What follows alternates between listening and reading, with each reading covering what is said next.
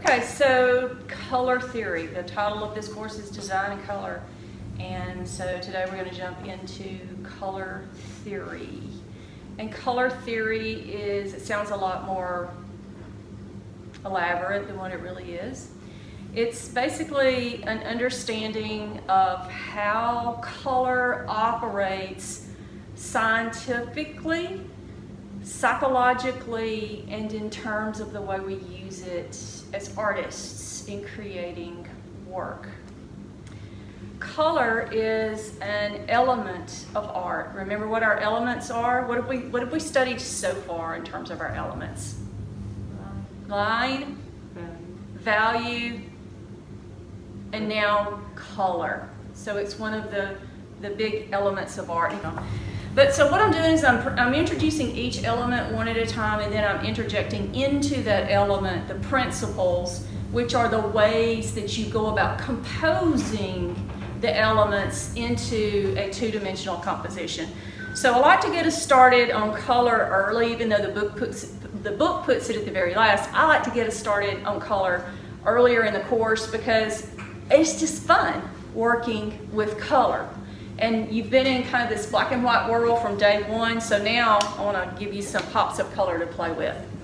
And we're going to start with color theory. And the big three things that I want you to take away today are what we call properties of color.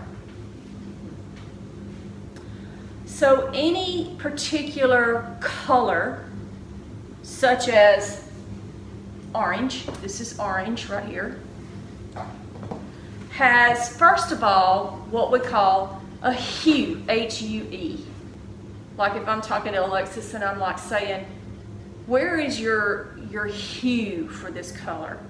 What I'm really asking Alexis is, where is your 100% of this color? No black added, no white added, no green, no pink, no other colors added. Where is the pure 100% of the color? We call that the hue. And if you look on this scale, here's that color right here, 100%. And if I start working my way back, what has happened here is black. There's 100% black and 100% white right down here.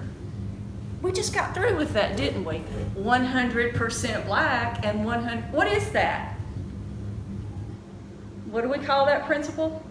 Value. That's the second property of color, is value. So we've got hue, which is 100% of the color, and then we've got value, which is adding black or white to the color. And if you add black to a color, you call that a shade.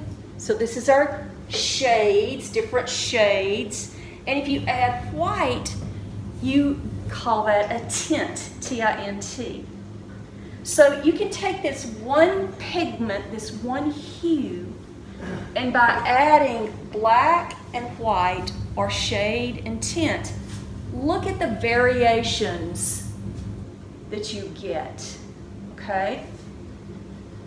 And all these variations that we get in here, this color right here, you see this color right here? It's this color with this much black added and this much white added. So from one color, we can get all these. How many variations is that? Can y'all tell right quick?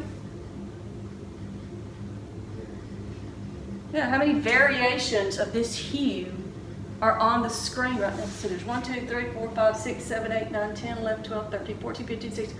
A lot, right? Mm-hmm. So you only need black, white, and this color to get all of these variations. Our third aspect of color, we've got value, we've got hue. It's called chroma. And that is the amount of black or grays, middle grays, or whites added to the 100% hue. and you get chroma. And I will often call this intensity in class. So just kind of know that chroma and intensity are interchangeable. And I might say something to you like, Shakira, why don't you increase the intensity of that color or that hue? How would you increase the intensity of that hue? Would you add black or white to increase the intensity? No, you would add more of the hue itself. So sometimes you might add too much black to the hue, and the hue, the color itself gets kind of dead looking, like mud in a mud, you know, where does mud come from? The ground, dirt, water, yeah, okay, so it gets kind of muddy, right? And your work will kind of get this dead feel to it. So I may say to you, hey, add some hue back into it. So those are your three areas of understanding a single color, is the hue, the chroma, and the value. It's good to have these models as a mental map of how to understand color. Some of us need them more than others. Some of us have more of an intuitive understanding of, hey, if I add this much dark to this color, I'm gonna get this. But these are models that other people have developed to help artists and visualizers and creatives kind of get their mind around what's gonna happen when they do what to what.